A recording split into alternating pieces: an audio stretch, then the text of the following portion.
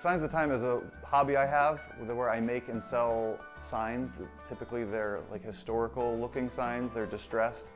Most people immediately think that it's an old antique, and they're intrigued that I have all of these old antique signs I've gathered together in one giant collection. And then I get to explain to them how I've actually made it myself, and so usually people are pretty amazed and shocked.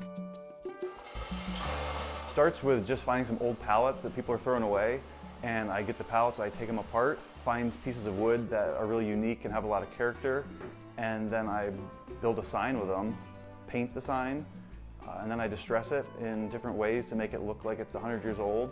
And typically they're painted with something that's like from the past, like a sign from an old business.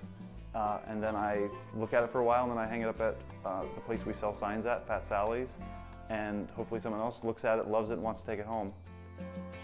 A lot of the wood has a lot of character to start with, but I bring that out by sanding back a lot of the paint I put on, and some of it is just old-fashioned beating up the wood the way it would have gotten tossed around for 100 years.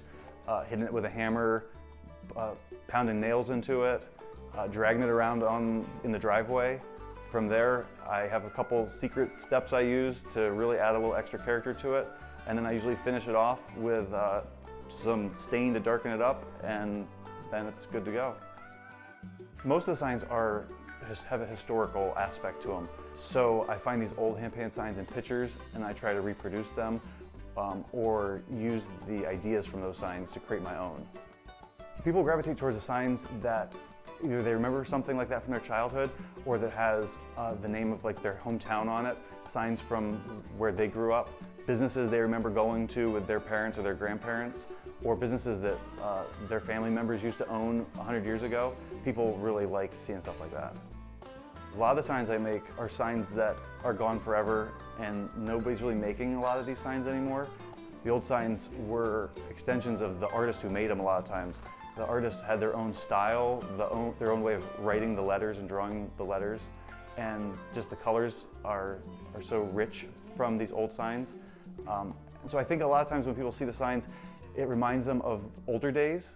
And I think everybody looks at the older days very idealistically, and it makes people happy to think about old days and to see like the old things from the past. I liked art in high school, but I have no training whatsoever, and so I pretty much just self-taught through a lot of mistakes and going online and watching videos of other people doing it, and then I've kind of developed my own style and my own the techniques to do it. As a hobby, I really enjoy being able to come out in the garage and just work on the signs in peace without having to worry about the pressures of the world. And I like to reproduce them and make something that I think is visually appealing. It's a way to bring something from the past to life in your own house. To see it, and when you walk by, you'd see something that you don't see anymore when you're driving around or when you're walking down your main street. You see old run-down buildings, and this is a way of seeing something like capturing a moment from the past that's gone forever, and now you can own a piece of it.